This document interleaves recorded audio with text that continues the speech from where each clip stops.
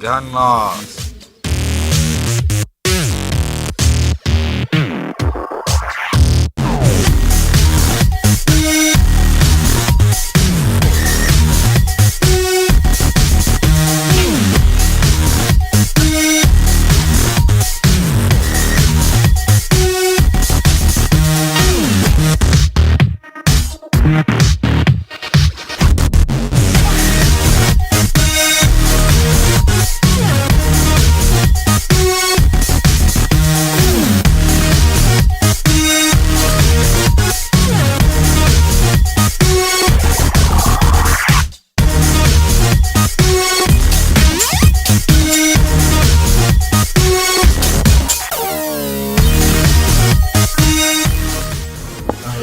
Guns.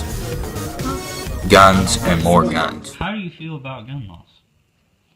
I feel they're starting to get super strict and they should start backing up because I feel like an armed society is a polite society. There's less crime if there's more guns for the common civilian, but I think gun control to a certain point is illegal. So, how do you feel about gun laws? Well, Lance, what I feel about gun laws is that they should be less strict and that people should be able to decide what they want to do with their guns. And how people have died more times by a doctor than by guns. And that some states won't even let you hunt because guns are just so shocking to them and they don't understand. Animals can overpopulate and just cause chaos. And that's how I feel about guns.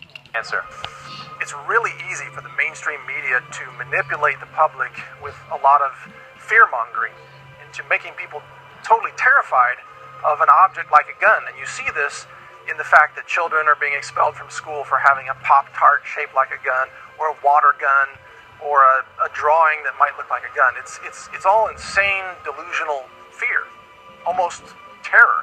The media is terrorizing the public over this issue of firearms.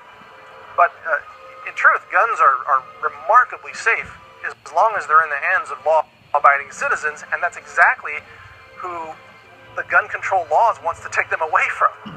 So the gun control laws are having precisely the opposite effect that we would want if we want to reduce gun crime. I mean, I'm wearing a gun right now and not shooting anybody.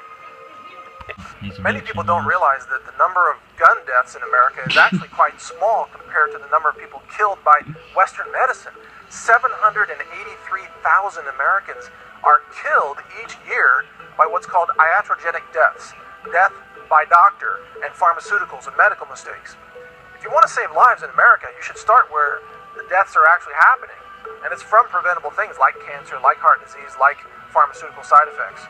Gun deaths relative to that are absolutely minuscule. And most of those deaths are even gangbangers shooting each other. It's not just random people on the street getting shot. It's people who are attacking each other over drugs.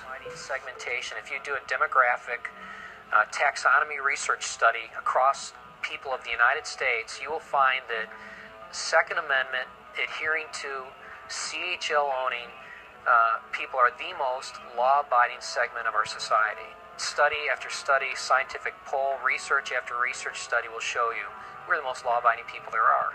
So taking an assault style, and it's not an assault weapon, these are not the weapons that are used in the theater of war as the president would like to mislead people into believing. These are semi-automatic weapons. They're not fully automatic weapons like an M4 and M16. These are simply semi-automatic weapons that look really cool. That's all they are. And by taking them away from law-abiding citizens, we are no more safe. We are much less safe. Congo, with total gun bans for the citizens. We see states like California, New York, Illinois, with incredibly draconian laws, and then we see foreign countries where they did the same thing. First restrict semi-auto, then register, then ban. You can only be at a hunting club. Then you can't have your gun at the hunting club. It's just totally gone. We've seen them do this over and over again. banning hunting. They're always saying, don't worry, you'll have your Second Amendment, but we're going to restrict your hunting. Also implying the Second Amendment is only about hunting and not defense against tyranny and defense against the common street thug. As it turns out, criminals were getting a hold of firearms with intent to commit crime, while normal citizens were not able to carry a firearm to defend themselves. The criminal, in this scenario, has a distinct advantage, as they know their law-abiding targets cannot carry a weapon in self-defense. Representative Joe Carr agreed to meet me away from the Capitol building to discuss this exact topic and others in a private location. There's a young lady named Nikki Gozer here in Tennessee, a friend of mine. She was a concealed and carry permit holder. She had her husband taken from her by a gunman at a restaurant where they were at. She was disallowed from taking her firearm into the restaurant, and she has testified on numerous occasions whereby she could have saved the life of her husband had she been able to carry her firearm, because she was trained and she's an expert marksman. And it's just tragic incidents like that that illustrate that it's the firearms that are not the problem. It's a government that is unnecessarily intruding on our Second Amendment rights. That's the challenge here. The same pattern. This is Henry Rossoff is live in West Dallas with his Fox 6 exclusive to show you why this hero says Wisconsin recently passed concealed carry law and made his efforts possible. Right, Henry? Indeed, it did. Charlie Blackmore was driving here along Lincoln, headed home from work at 4 in the morning when he saw something on the sidewalk. He soon realized it was a woman on the ground getting kicked in the face and the stomach, so he pulled over, jumped out of his car, and did something about it. I said, stop, and he starts walking towards me. That's when I drew on him. Blackmore holds his gun on the suspect and calls West Dallas police. The Marine Corps veteran says several times while they're waiting for law enforcement, the attacker moves toward him. He was a big individual, and I wasn't playing around, and he didn't seem like he was playing around.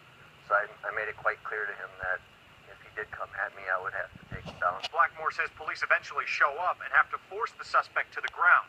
Then they ask to see his concealed carry permit. And I put my hands up, turned around, and said, he grabbed out my wallet, checked my concealed carry, gave me my wallet back, and then they, interviewed me for their paperwork. The West Dallas police chief tells us the paperwork is not yet available. For that reason, we don't know the name of the attacker or his victim. She had a really big laceration by her eye. Blackmore doesn't catch any names either. The victim tells him the man is an ex-boyfriend. He was stalking her that day or something, and then he attacked her on her way to work. Blackmore says situations like that are exactly why he supports Wisconsin's relatively new concealed carry law and the rights of gun owners. We do good things. There's not all of us are bad or crazy gun nuts. There are good people out there. Dear audience, after watching the video, how do you feel about gun laws? What do you think should happen? Why it should happen? Who should make it happen? Get her done. What? What'd you say? I wanna do it when you dog. I want your dog while I did talking. Well, just me and Lance chilling outside. We're gonna make our video out here, but it's kind of cold, so he chose not to. Look at him. Look at her. Puppy dog. Puppy dog. Thank you for your time, and the video is over. Over. Lance still messing with my dog. And he's leaving. That's all, folks.